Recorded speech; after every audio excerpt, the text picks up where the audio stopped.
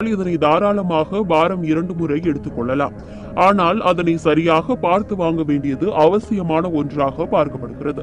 ஆட்டிறைச்சியை பொறுத்தவரை ஆரோக்கியமான ஆடாக இருந்தால் அதனை வெட்டும் பொழுது அதன் உடம்பில் இருக்கும் அனைத்து இரத்தங்களும் வெளியேறி விடுமா.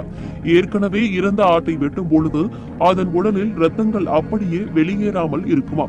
ஆட்டுக்கறியை விரல்களை வைத்து லேசாக அழுத்திவிட்டு கையை எடுத்து விட வேண்டுமா. அப்போது பலூன் போல மீண்டும் பழைய அமைப்பிற்கே வரும் பட்சத்தில் அது நல்ல கறி என்று கண்டு கொள்ளலாம்.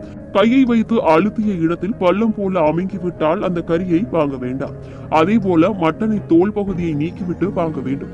ஏனென்றால் அதன் தோல் பகுதியில் தான் கலோரிகள் அதிகமாக இருக்கின்றது. இது இதய கோளாறுகளுக்கு காரணமாகிறது.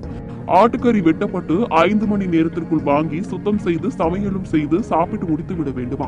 இறைச்சிகளை குழம்பு வடிவிலேயே எடுப்பதுதான் சிறந்தது. அதே போல கோழியை வாங்கும் போது சிலர் தோல் உரித்து வாங்குகிறார்கள்.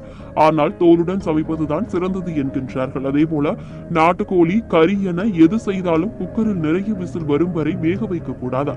இதற்கெல்லாம் முதலில் குக்கரை பயன்படுத்தவே கூடாது என்கின்றார்கள். ஏனென்றால் அதிக அழுத்தத்தினால் வேகுவதனால் தனது சத்துக்களை இழக்கக்கூடும். மேலும் இது நமது ஜீரண சக்தியை தாமதப்படுத்துகிறதா. அதே போல இறைச்சியை மசாலாக்களுடன் சேர்த்து ஊற வைக்கும் பொழுது உப்பு சேர்க்க கூடாதா. சமைக்கும் போதுதான் உப்பு சேர்க்க வேண்டும் என கூறப்படுவது குறிப்பிடத்தக்கது.